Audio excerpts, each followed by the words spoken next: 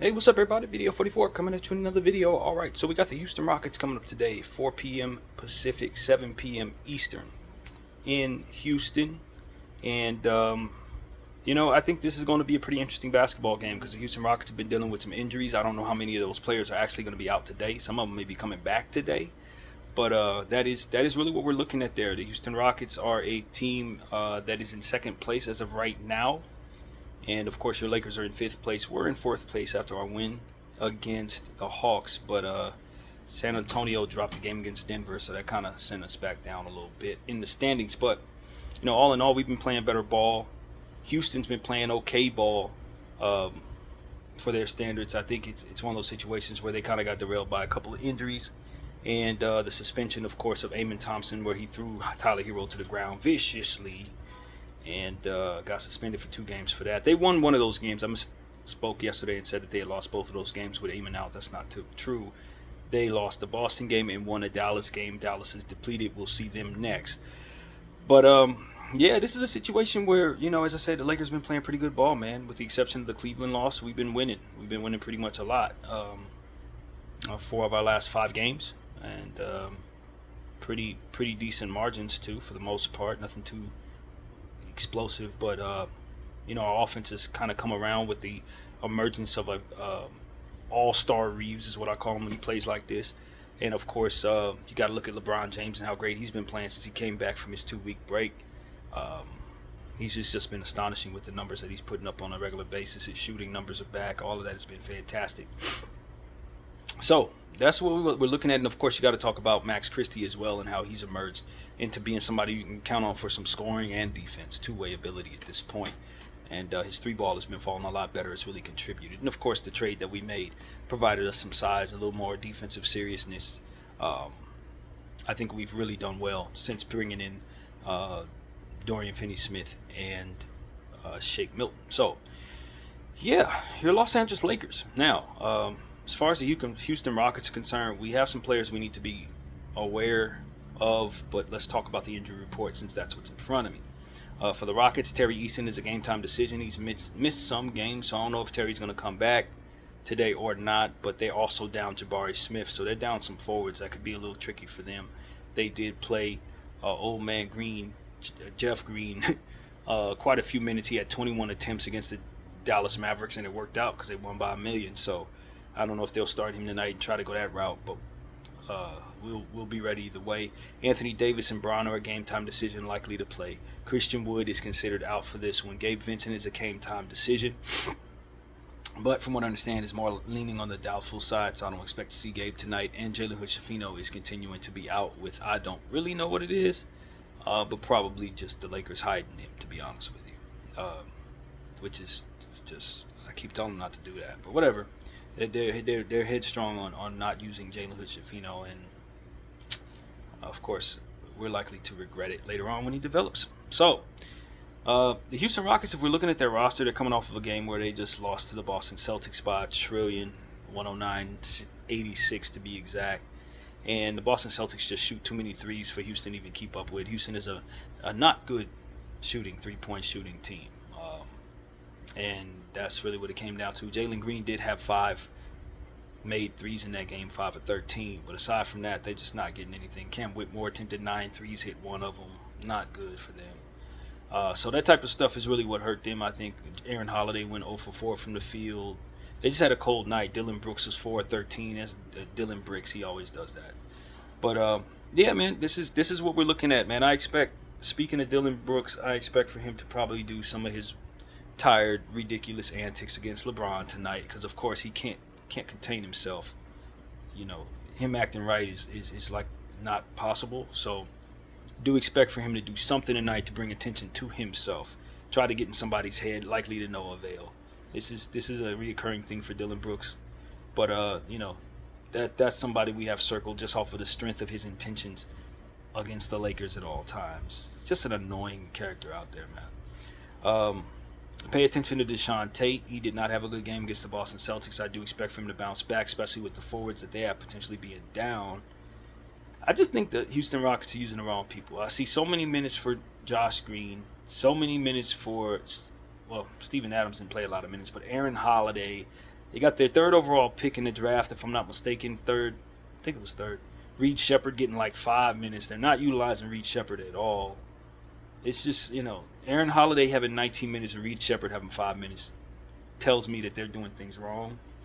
I respect their coach. Ime Udoka is a very good coach, but I do not agree with these roster decisions. Some of the stuff that they're doing with their rosters, I don't know, man. I really don't know.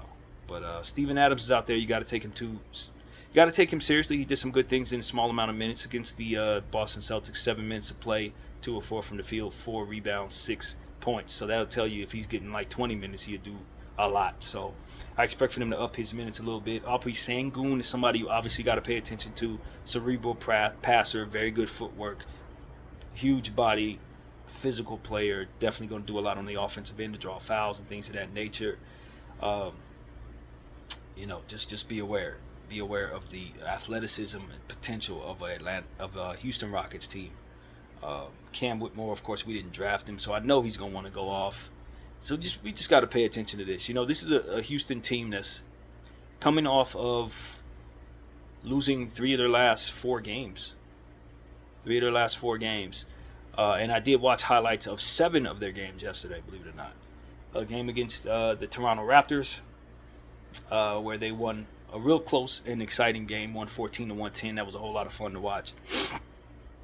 Let's see the stats on that. Essentially, that was 7 games ago, so it's a lot of things that have changed since then. But they were getting a lot out of their bench that day. Cam Whitmore had 11 points. Deshaun Tate had 7. Amen Thompson had 10.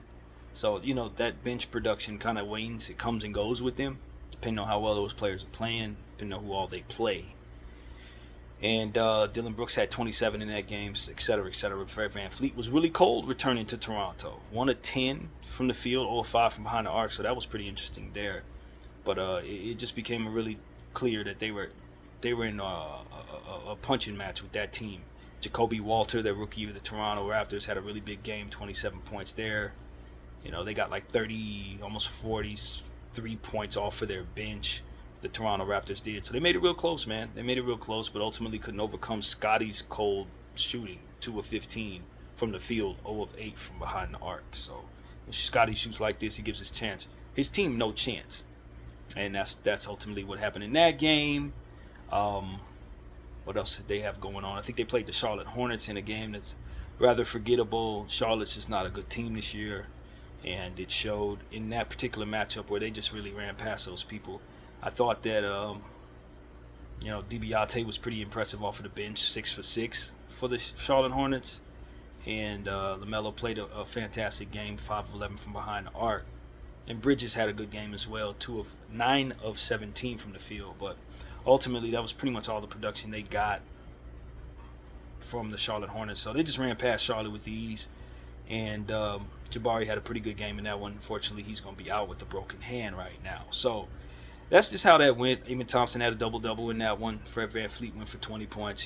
17 points for Cam Whitmore off the bench against the Charlotte Hornets about 6 games ago. So, like I said, I watched a lot of highlights of this team just because that was the kind of day I was having. And just kind of wanted to lay around and just do a lot of homework on the Houston Rockets. And what I came up with is they've been either getting blown out or blowing teams out. They had a game after that against the lowly Pelicans. They blew them out. No problem there.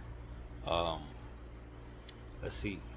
Amen Thompson had 9 and 10, 9 points, 10 rebounds. Fred VanVleet had 25 points in that one. Jalen Green had 30 points in that one. So you got to keep an eye open for him. VanVleet and Green really shot the 3-ball well in that game. Whitmore did as well. 4 of 8 for him, 6 of 11 for Green, 7 of 12 for VanVleet. So if they're shooting like that, it's very difficult to beat them. And of course, the Pelicans at this point are just tanking. It ain't really a whole lot to say about the Pellies. They're just a struggling basketball team right now. And I think they're just going to see it through in regards to their losing efforts. So that was a very easy game for the Houston Rockets. No problem there. They followed that up with a game against the Timberwolves, which I thought was a thriller. Another thriller for the Houston Rockets, where ultimately it just came down to Anthony Edwards hitting a shot pretty much with 23 seconds left from behind the arc, which was spectacular. And that won the game for the Minnesota Timberwolves. And Alpe had a huge game, 16 to 25 from the field, 38 points. Fred VanVleet had a nice game, 18 points, 7 assists. But they really couldn't get a whole lot from their bench at that point. So their bench, like I said, comes and goes, especially with Terry Eason being out. Who they use, they can't rely upon like that. Aaron Holiday ain't like that. Steven Adams just coming back from injury. Jae'Sean Tate here and there. Cam Whitmore here and there. So that's really where you see their Achilles heel. They have talented players on their bench, but they're just not using the right ones. If they would utilize Reed Sheppard a lot more, a lot of the problems that they're having off their bench would just go away. They haven't identified that this is a really good player, even though they drafted him so high. He barely misses. He plays great defense. They're just not utilizing him. I hate how they're using him. I wish they didn't draft him. But it is what it is. That's kind of what's going on there. And they lost to the Minnesota Timberwolves, who just didn't have that problem. So, what else is going on there, man? And then was the Heat game. They did lose to the Heat. Amen Thompson threw Tyler Hero to the floor. Tyler Hero had a very big game. That was it. That was it. The game was about the fight, really. And then, of course, they played the Dallas Mavericks in a game where they blew Dallas out pretty good, 110-99. And ain't really a blowout. It's like 11 points. But they got them, though, and didn't really have too much of a problem with them. Kyrie Irving had 16 points, 3 steals, 2 blocks, 7 rebounds. Other than that, it wasn't a whole lot going on. Grimes had 17 points. Clay had 16 points on 4 of 8 shooting from behind the arc. But really, Dallas didn't hardly put up enough points. They clearly did and won the game. Alpe with 23 and 5 steals. So be careful of Alpe on the defensive end. He could steal the ball, man. And, of course, Fred VanVleet as well, who had 6 steals in that game. So they were just picking the pockets of the Dallas Mavericks left and right. And Cam Whitmore had a good one, 18 points off that one. Highly inconsistent, but 3 of 4 from behind the arc, 7 of 9 from the field that game. So, that's really what it came down to. Jalen Green had 22 points as well in that one, 4 or 5 free throw line. But whatever the case may be, this is a team that's just been going through the motions, pertains to ups and downs of games. Some games they play really well, some games they don't. Boston Celtics, of course, the last game blew them all the way out, shot 1,000,000 threes, sent them home packing. And, that's a recipe for success if you want to beat the Rockets. 'Cause, like I said, they don't shoot the 3 that well. They were 10 for 36 against the Boston Celtics. You're never going to beat them that way. They were 19 of 39 against them, so they don't defend the 3 very well. And if you're shooting it well, you beat them. So that's really what there is to say about the Houston Rockets. That's how things have gone for them over the last 7 games. And, it's just winning 3 games against some 4 games against tanking teams, if you count the Pelican game prior to the Toronto game, for which I didn't see. They played them twice over the last couple of weeks. And then, some struggles against teams like Toronto, the Heat and Minnesota, and, of course, Boston. So they're not really beating good teams. That's essentially what I'm seeing here. That's what the story is. They're not beating good teams. They're beating bad teams and getting beat by good ones. So if we're a good team tonight, if we play like we've been playing, I like our chances tonight. A lot of that has to do with, who's going to be available to them. Terry Eason, how well they're adjusting to Jabari Smith going down and what they do with that power forward position. So we should be able to push past them a little more so than usual if they don't adjust that properly. That's what it really comes down to. They're relying on Green entirely too much, in my opinion. The old man Green, that is, not Josh Green. But, giving him 29 minutes here and there, that's just that. No. They need to probably shift Amen Thompson to the 4. Now that he's back, they should be able to do that. He wasn't available for the last 2, so that's really part of that. Or just give Jae'Sean Tate some more minutes, man. I think Jae'Sean Tate probably could play a little 4 if you force him to. They have a guy named Jock Landale. I'm not a real fan of Jock Landale. I don't think he's that great. He's had some okay minutes again with the Phoenix Suns a couple years ago, but they can't really trust him at the 4 spot. So that's really what it is. Are they going to be getting Eason back? Amen will be back. That will shift their 4 spot to making a little more sense tonight. So some of the homework that we've done here may be a little irrelevant based on the fact that Terry could potentially play. And he's having a really good season. So if he's out there, although he's coming back from injury, there's no guarantee he won't have a fantastic game. He tends to play well against the Lakers. So that's my breakdown of the Houston Rockets. Did way more homework on them than I usually do most teams, man. It just is what it is. But This is our first matchup against this team this year. We do see them several times after this, so we want to get off to a good start in this season series. We actually see them 3 times this year, not 4, and no time soon either. We got them on the 31st of March and the 11th of April, so near the end, kind of scattered pretty comfortably. And we want to win the season series. This is a playoff team. It's a big matchup for us. We're in their house. We tend to not play so well against them a lot of the time. And it would be great for us to really have a measuring game here against a real legitimate playoff team. Well, we've had struggles with good teams. As of late, we've been beating some good teams. But overall, throughout the course of the season, we've, just like them, only been able to take care of really bad teams. So this is going to be a measuring stick for both of these teams. I expect it to be a playoff atmosphere in Houston, early Sunday game, so I don't really love that, but it is what it is, man. Hopefully Anthony Davis, LeBron James are playing the same way they've been playing. AD took care of the boards very well last game with 19 boards, 3 blocks, 3 steals, so he's been in rare form, able to kind of shift in and not focusing on scoring so much and kind of focus on some of those other things now that we got Bron shooting the way that he is and Austin and Max contributing so much to our offense. We also found some success with Dalton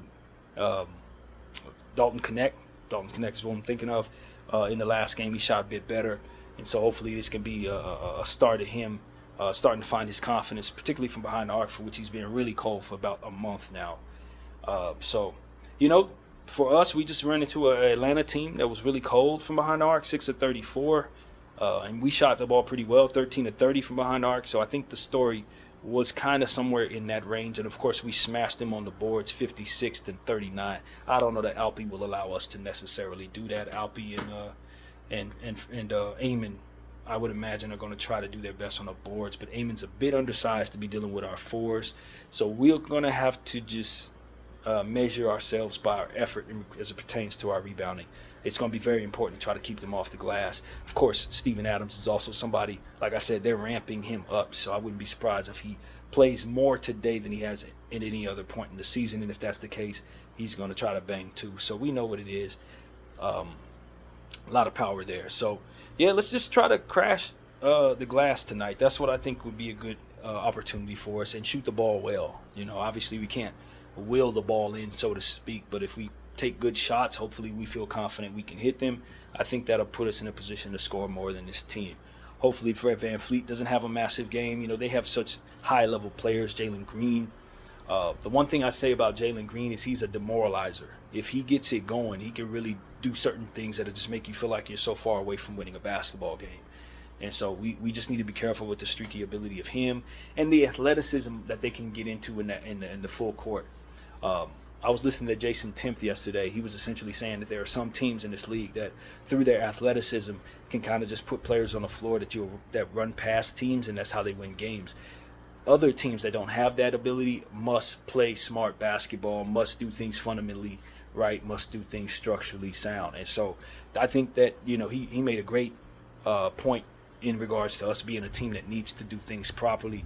We need to stay within the structure of our offense, keep our fundamentals, box out, all these different things within the sport of basketball to get the most out of ourselves against teams that just don't have the problems that we have athletically. And Houston is a prime example of a team that can just kind of go out there and run past you.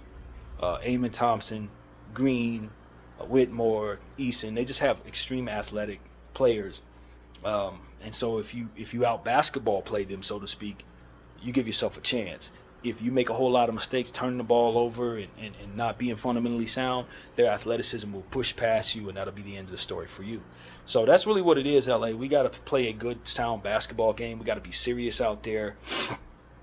I think moving on from D'Angelo Russell kind of made us a more serious basketball team, as I've made the case for that over the last couple of games.